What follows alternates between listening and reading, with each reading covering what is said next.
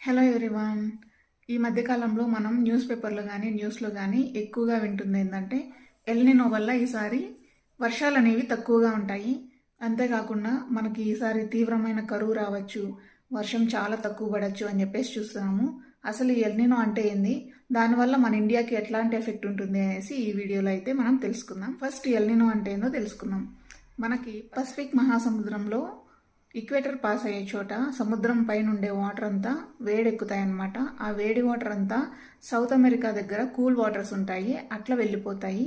అలా వెళ్ళినప్పుడు winds, clouds కూడా అట్లే మూవ్ అవుతాయి ఈస్ట్ వర్డ్కి. నేను క్లియర్గా పిక్చరైజేషన్ ఇచ్చాను చూడండి. నార్మల్ డేస్లో విండ్స్ అనేవి వెస్ట్ వర్డ్ ప్రయాణిస్తున్నాయి, అలాగే ఎల్నినో ఇయర్లో ఈస్ట్ వర్డ్ ప్రయాణిస్తున్నాయి అన్నమాట.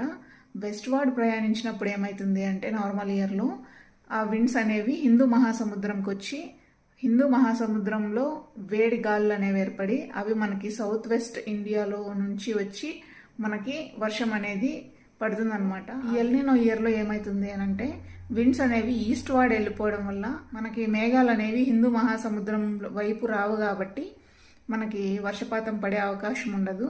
ఆ విండ్స్ రానప్పుడు హిందూ మహాసముద్రంలో వచ్చే విండ్స్ అంత స్ట్రాంగ్గా రావన్నమాట.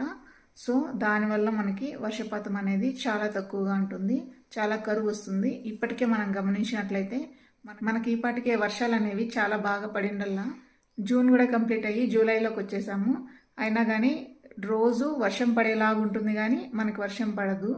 సో ఇట్లాంటి సిచ్యువేషన్లో మనకి కరువు అనేది సంభవిస్తుంది అనమాట. ఈ వీడియోలో మీకు ఎల్నినో అంటే క్లారిటీ వచ్చింది అని అనుకుంటున్నాను. మీకు నిజంగానే ఎల్నినో గురించి అర్థమైంది అని అనుకుంటే వీడియోకి లైక్ చేసి ఛానల్ని సబ్స్క్రైబ్ చేసుకోండి.